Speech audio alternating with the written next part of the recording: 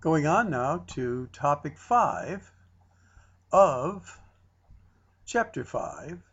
We're continuing with polynomials and polynomial functions. Now, in this case, they've added the letter A as opposed to not having it before, because when A is 1, it's like not having an A there. But now A is going to be not equal to 1. So you're going to find maybe a 2 or a 3 or a 4 or 5 or any number other than 1 at this position. And that's what we're going to work on. Now, there are no new vocabulary words, but we are going to move right into strategies for solving when the A term is not 1. So, once again, is it in standard form? And the answer is yes, it is in standard form.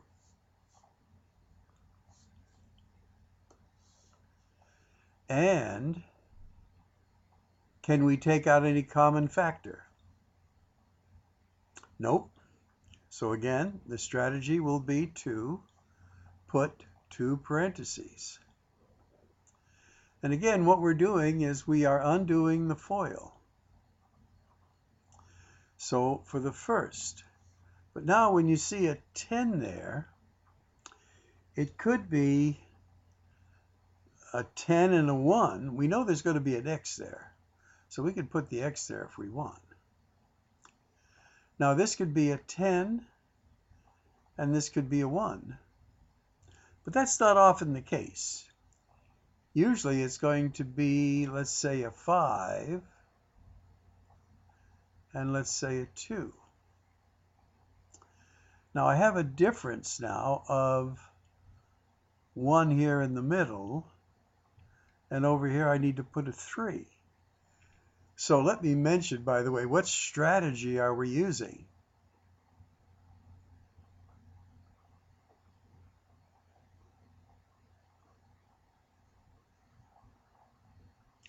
That is our strategy. Guess and check.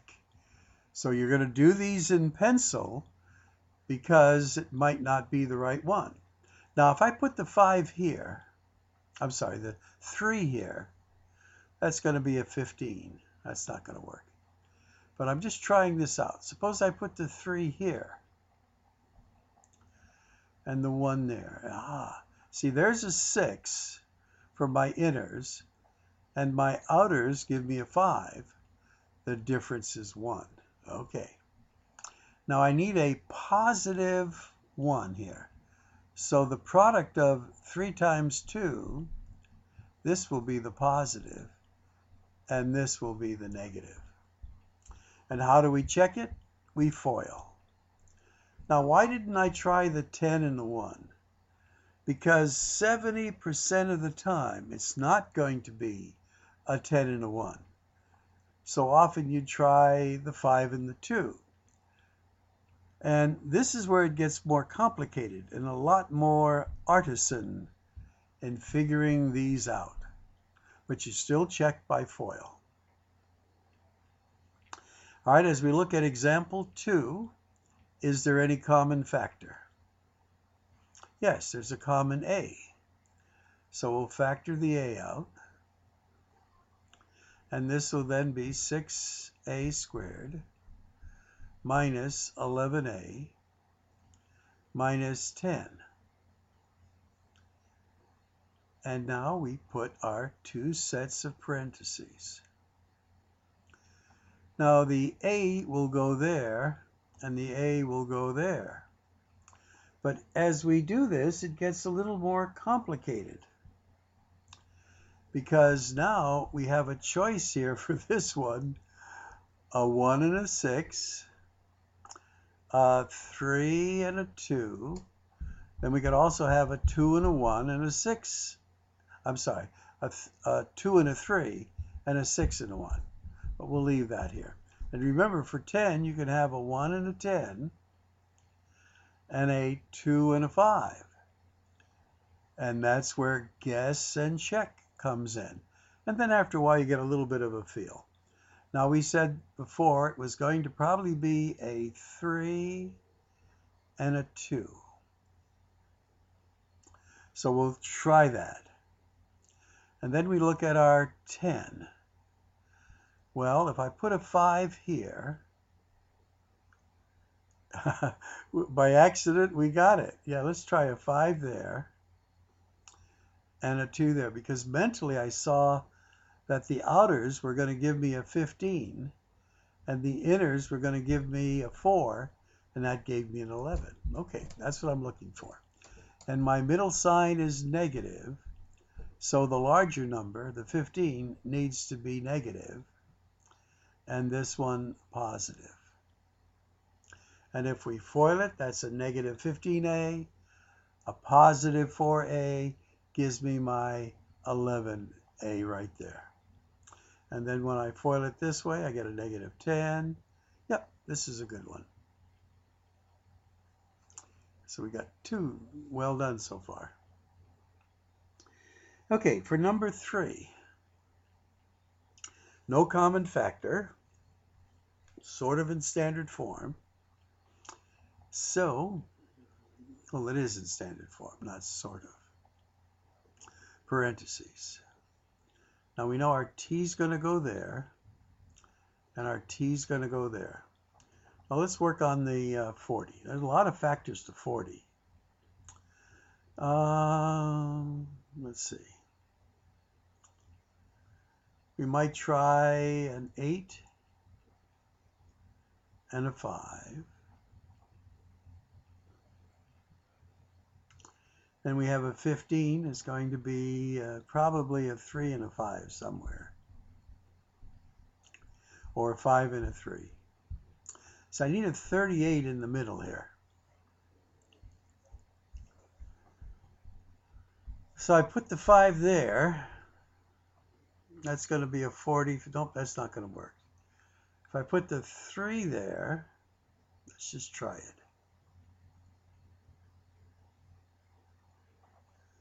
Now this is a 24 and a 25. Nope, that's not going to work. So we go over here to our eraser and we erase it. That's why you need an eraser.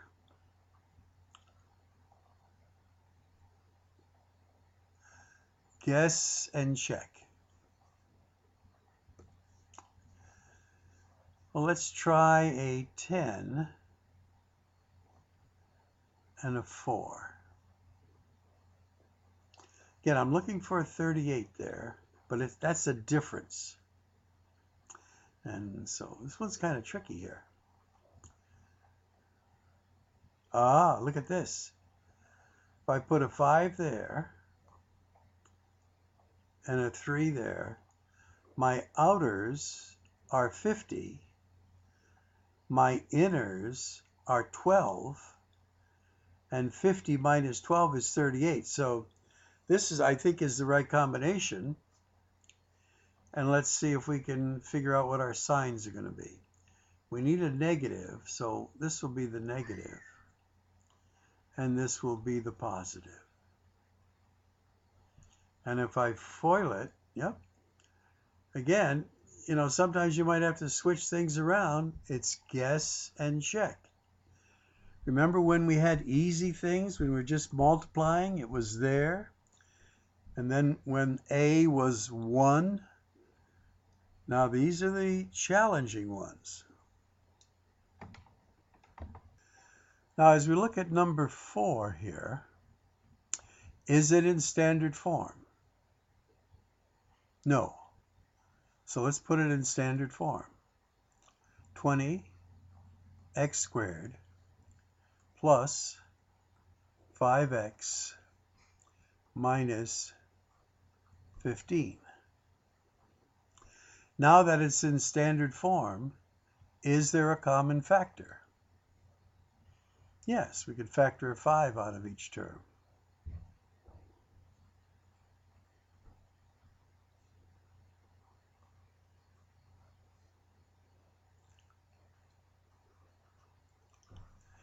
and then still two sets of parentheses.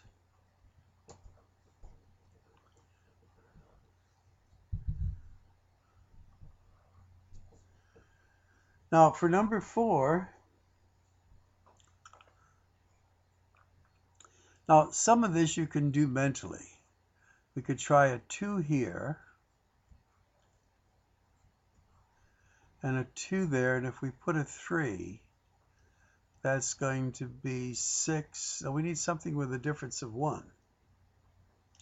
So that's not going to do it, no matter where I put 3. So a 2 and a 2 I'm not going to use. I have to go to the 4 and the 1. Oh, I see it now.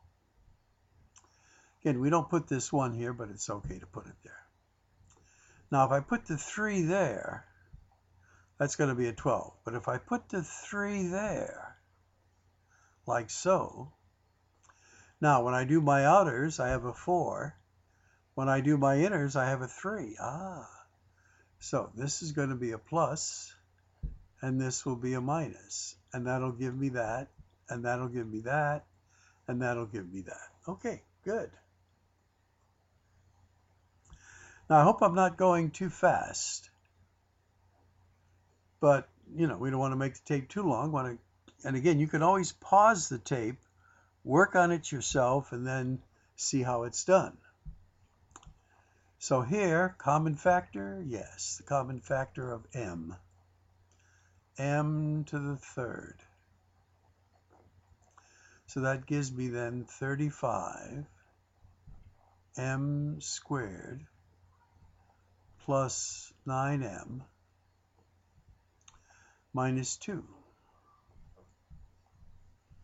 Okay, there's no more common factor now in here. So we go m to the 3rd, two sets of parentheses. Now, pretty generally, when you have a number like 35, and your middle term is 9, and this is a 2, it's not going to be 35 and 1. More likely, it will be 5 and 7. I could have put the 7 there, but it doesn't make any difference. I see it already. I'm going to put the 2 there and the 1 there. Why? Because this is 14 and the outers are 5 and the difference is 9. So I need a positive middle term. So this is a positive 14m and this is a negative 5m, and the difference is a positive 9m. That's good. And as I FOIL it, it checks out.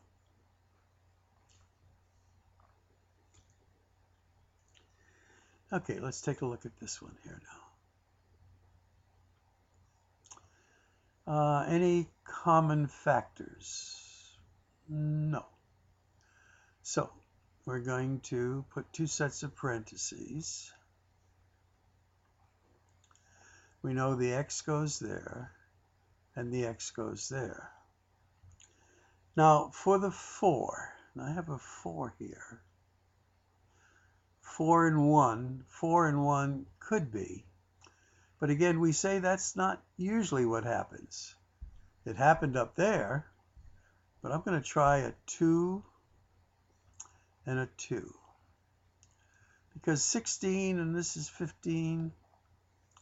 Now here I can put the 5 here, and I could put the 3 there, or vice versa. It comes out the same. Very good. Look at this. Outers are 10. Inners are 6. Adds up to 16. So this is it. And they're all plus.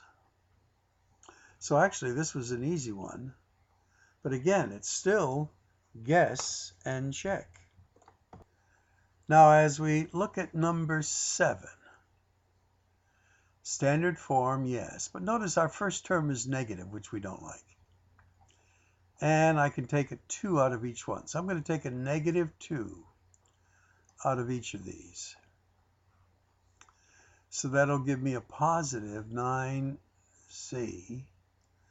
a negative 12c, and a positive 5. Oh, that's going to be a negative 5. Going to change those signs.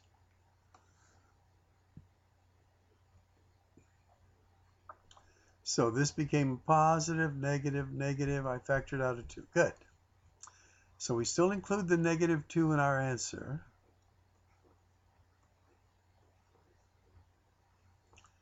And this is z squared. Okay.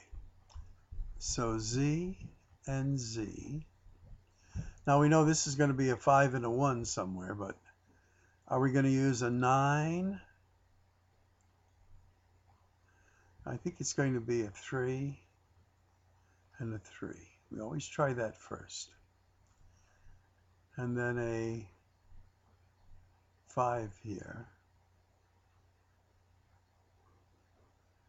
So this is a, oh, there it is. Yep, this was kind of an easy one too. So there's a 15 and there's a 3. Difference is 12. We need a negative in the middle, so the larger one, which is our outers, need to be the negative. This will be the positive. Now, the same thing over here. We want to line this up. I'm going to factor out a negative 1. This now becomes 25x squared plus 20x minus 12.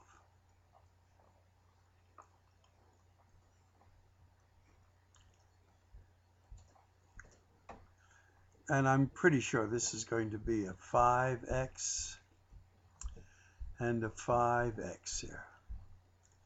Now here's where I have my 12, and there's more.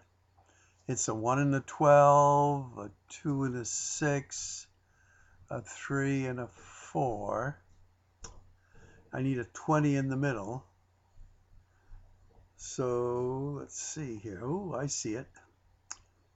6 and a 2. Because this is 10, this is 30.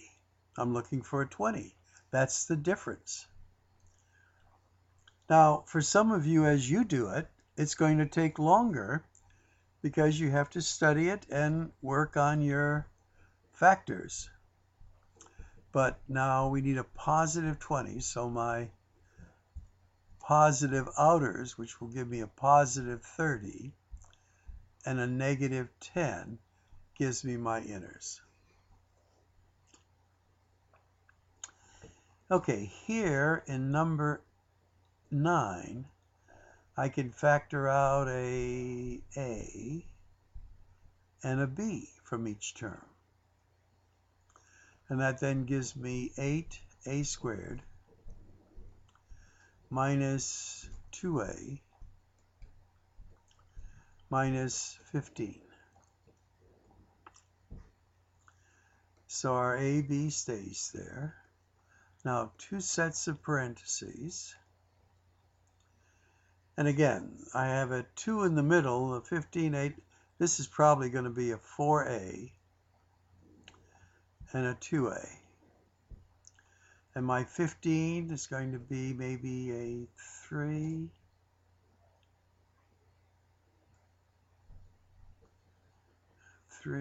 Here. Yes. And a 5 there. I had mentally thought already of what these would be, but there's a 10 and then there's a 12 and the difference is 2.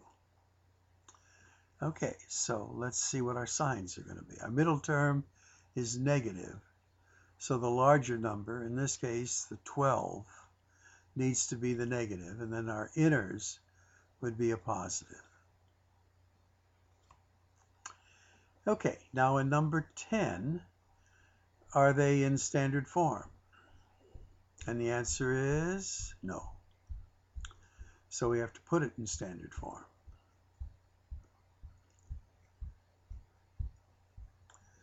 No common factor.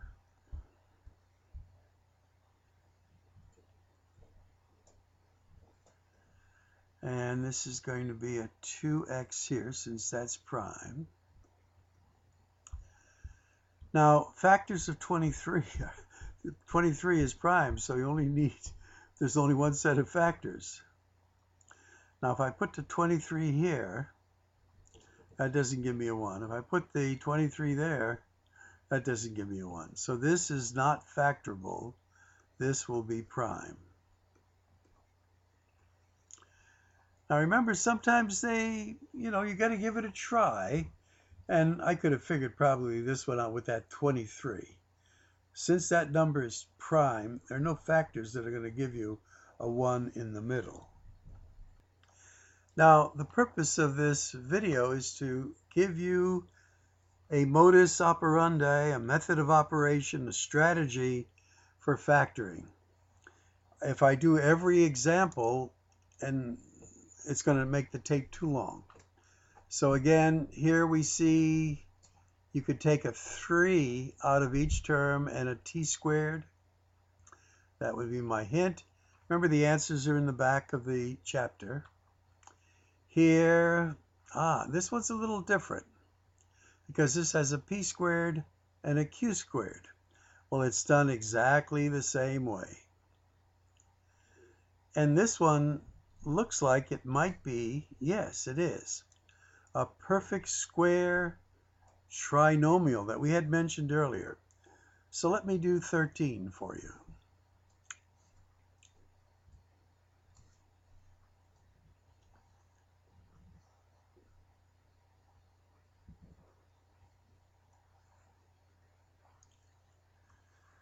Now we know there's going to be a C here and a C here.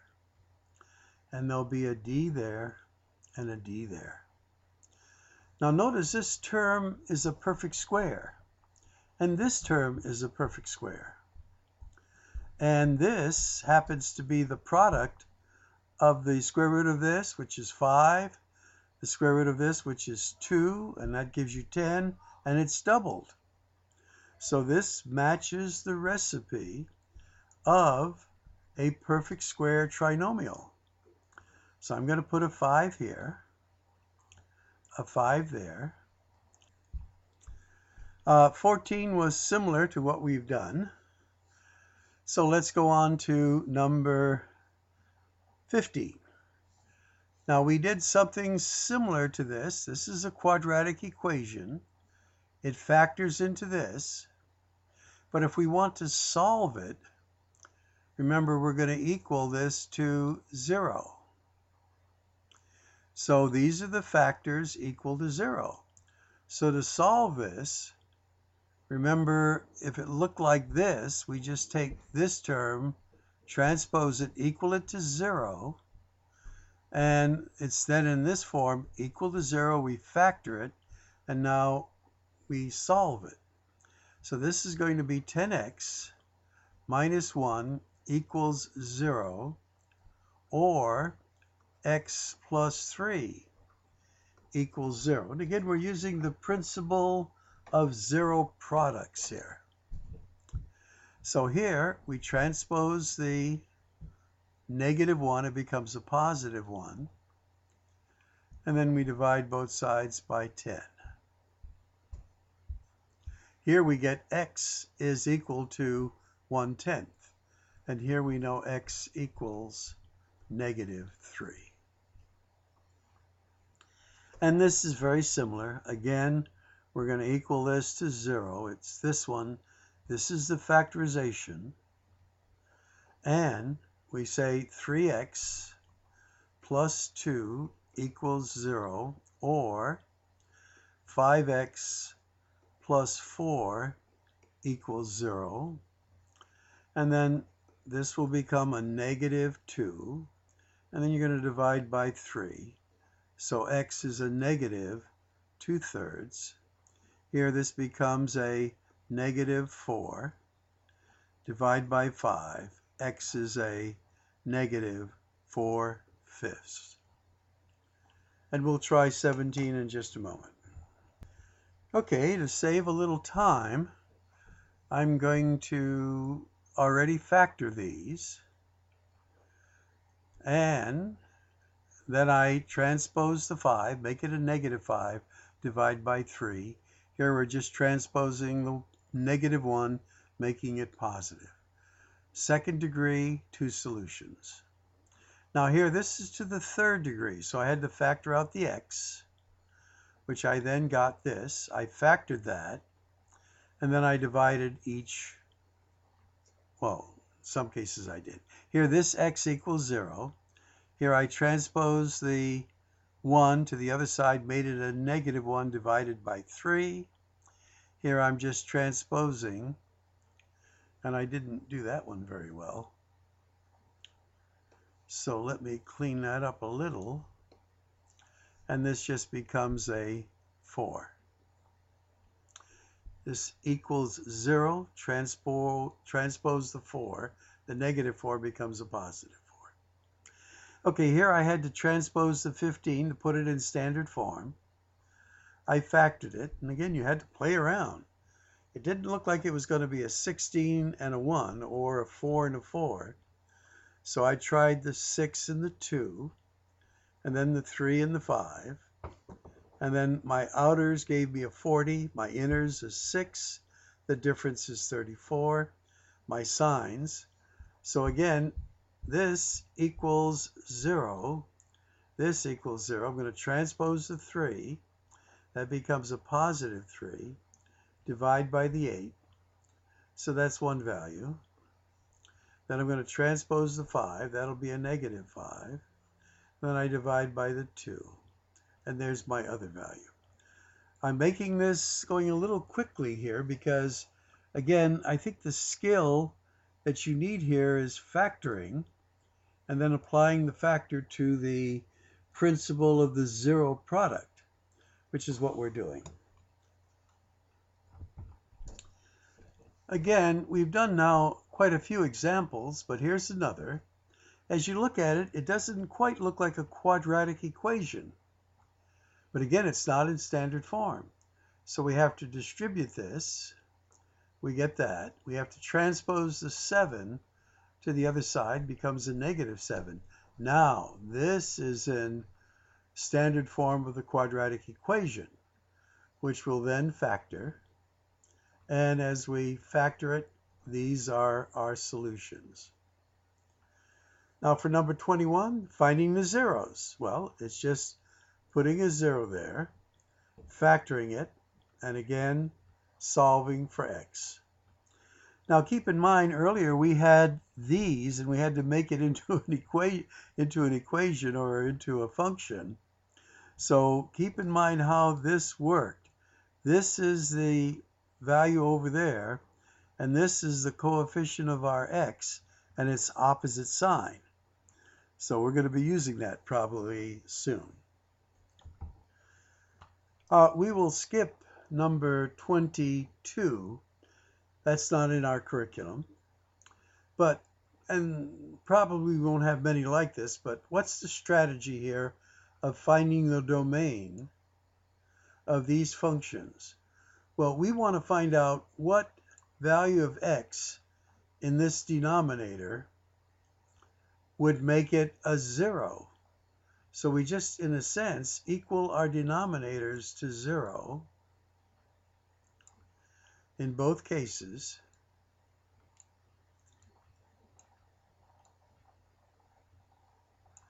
And then we'll find our domain.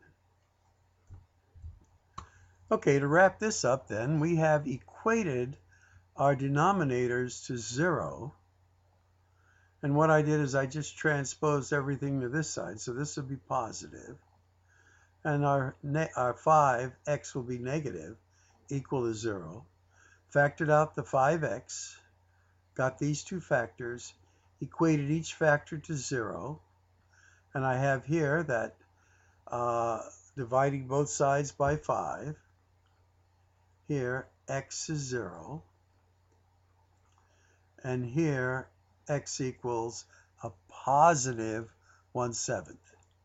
Now, those are what x equals. And if x were these numbers, it would make our denominator a 0. Therefore, our answer for domain is, the domain is all real numbers, but x cannot be equal to 0 and cannot be equal to 1/7.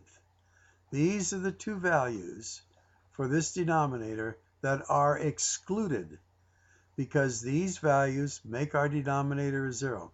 Now, if x were 0, this is 0, minus 0 is 0. That's why. And if you put 1/7 in there, it does the same thing. A little more difficult to do it. All right, now for number 24, again, this is to the third power. So there's three answers. I factored out the x, factored this out, got these three factors, equated each of these factors to 0. So this is 0. This becomes a positive 2. This becomes a negative 3. So again, the domain, all real numbers, but x cannot be a 0, a 2, or a negative 3. Now, in the answer sheet, I see they show you how to put it in interval notation. That's fine. We're not going to be using that, but that'll wrap up this section. Now, there's only one lesson left in Math 100, which I hope to finish this weekend. All right, I'm all excited.